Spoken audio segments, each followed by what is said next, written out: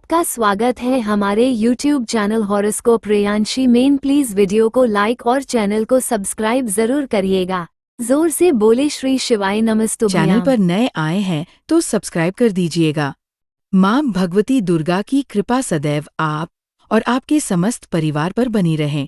दोस्तों, आज है 24 मई 2025 और दिन है शनिवार का और आज जेठ मास कृष्ण पक्ष का प्रदोष का व्रत है। तो आज की वीडियो में आप सुनेंगे शनि प्रदोष व्रत की कथा।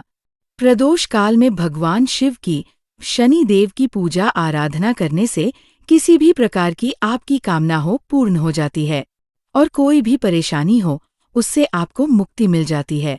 तो आप व्रत करते हैं तो भी आपको पूजा करना है, लेकिन जो भक्त व्रत नहीं कर पाते हैं उन्हें भी आज के दिन प्रदोष काल में भगवान शिव और माता पार्वती की विधि विधान से पूजा जरूर करनी है।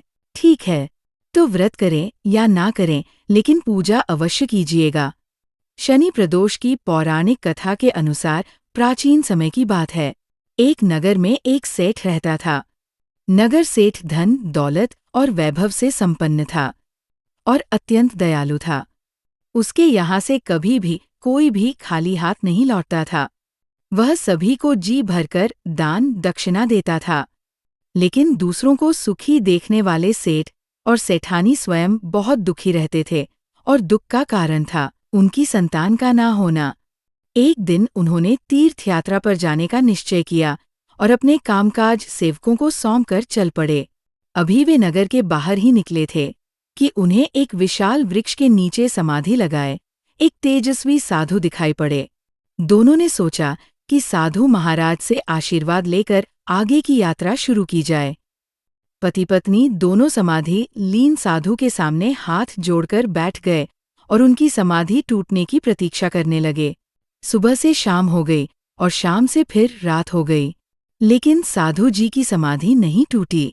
मगर सेठ पति पत्नी धैर्यपूर्वक हाथ जोड़कर बैठे रहे। अंततः अगले दिन प्रातःकाल साधु जी समाधि से उठे और पति पत्नी को बैठे देखकर वो मंद मंद मुस्कुराए और आशीर्वाद स्वरूप हाथ उठाकर बोले हैं, वत्स, मैं तुम्हारे अंतर्मन की व्यथा भाप गया हूँ। मैं तुम्हारे धैर्य और भक्ति भाव से अत्यंत प्रसन्न हूँ। साधु ने संतान प्राप्ति के लिए उन्हें शनि प्रदोष का व्रत करने को कहा। साधु ने कहा कि शिव पार्वती की पूजा शनि प्रदोष व्रत के दिन करने से और शनिदेव की पूजा करने से तुम्हें उत्तम और योग्य संतान की प्राप्ति होगी। साधु से आशीर्वाद पाकर और शनि प्रदोष की विधि जानकर सेठ सेठानी प्रसन्न मन से तीर्थ यात्रा की ओर निकल पड़े। तीर्थ यात्रा करने के बाद जब दोनों घर वापस लौटे तो साधु के बताए अनुसार नियम पूर्वक विधि विधान से शनि प्रदोष का व्रत करने लगे। इसके कुछ समय के बाद शनि प्रदोष व्रत के प्रभाव से सेठ की पत्नी ने एक सुंदर पुत्र को जन्म दिया। इस व्रत के प्रभाव से उनके यहाँ छाया अंधकार लुप्त हो गया। दोनों आनंद पूर्वक रहने लगे। तो जो भी भक्त सच्चे मन से भगवान शिव और शक्ति की आराधना करते हैं और शनि प्रदोष के दिन शनि भगवान की भी पूजा आराधना करते हैं, तो निश्चित ही उनके मन की कोई भी कामना हो भगवान शिव शक्ति और शनि देव की कृपा से पूर्ण होती है।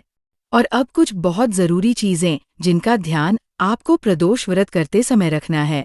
देखिए, शनि प्रदोष है, कुछ चीजें अगर आप कर लेते हैं आज के दिन तो सभी प्रकार की जो परेशानियां हैं आपके जीवन में वह समाप्त हो जाएंगी। वह किसी भी प्रकार की परेशानी हो सकती है आपकी, लेकिन शनि प्रदोष का दुर्लभ संयोग जब प्राप्त होता है तो बड़ी परेशानियां जो होती है उनके समाप्त करने के लिए आप कुछ विशेष उपाय जरूर कीजिए। तो सबसे पहले तो जैसे कि आप भगवान शिव और शक्ति की आराधना करेंगे, उसके बाद घर के आसपास कहीं भी पीपल का वृक्ष हो तो वहां जाकर आपको एक पात्र में थोड़ा सा दूध, जल, काले तिल, अक्षत और थोड़ा सा शक्कर मिलाकर पीपल की जड़ में अर्पित करना है और लक्ष्मी नारायण का मन में ध्यान करना है। भगवान शनिदेव का अपने मन में ध्यान करना है और अपने पितरों का स्मरण करना है और विधि विधान से पीपल वृक्ष की पूजा आराधना करके एक दीप दान करके पीपल की परिक्रमा कर लीजिए। आप चाह तो 7 बार कर सकते हैं, 11 बार कर सकते हैं, और अगर समय नहीं है तो 4 बार भी पीपल की परिक्रमा कर सकते हैं। और हाँ, आप चाहे तो शाम के समय भी पीपल में दीपदान कर सकते हैं। लेकिन सुबह की पूजा अनिवार्य है, क्योंकि शाम के समय जल नहीं अर्पित करना चाहिए पीपल में, लेकिन दीपदान आप शाम को भी कर सकते हैं। और अगला कार्य आपको करना है, जब आप भगवान भोलेनाथ की पूजा आराधना कर रहे हैं, शिवलिंग की पूजा कर रहे हैं, तो आपको शमी पत्र अगर मिल जाता है तो शमी के पत्र अवश्य भगवान शिव को अर्पित कीजिए। और इसके साथ ही अगर आपको पुष्प भी मिल जाते हैं शमी के, तो जरूर आज के दिन आपको शिवलिंग पर अर्पित करना चाहिए। काले तिल पूजा में जरूर शामिल कीजिए।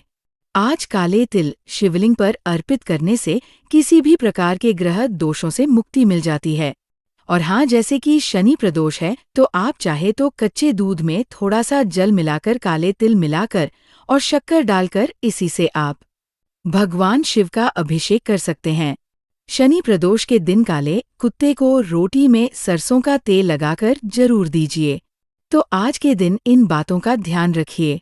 निश्चित ही भगवान शिव, माता पार्वती और भगवान शनिदेव की कृपा से आपके जीवन की बड़ी से बड़ी परेशानियों का समापन होगा। इसमें कहीं कोई संशय नहीं है, क्योंकि भगवान भोलेनाथ की कृपा जब प्राप्त हो जाती है तो दुर्लभ से दुर्लभ मनोकामनाएं भी पूर्ण हो जाती है और बड़े से बड़े संकटों से भी मुक्ति मिल जाती है। तो उम्मीद करती हूँ आज की वीडियो आपके लिए लाभप्रद होगी। आपको हमारी दी हुई जानकारी अच्छी लगी हो तो वीडियो को लाइक करके शेयर जरूर कर दीजिएगा। जय भोलेनाथ, जय माता पार्वती, जय शनिदेव। तब तक आप देखते रहिए आपका अपना YouTube चैनल हॉरोस्कोप प्रेयांशी।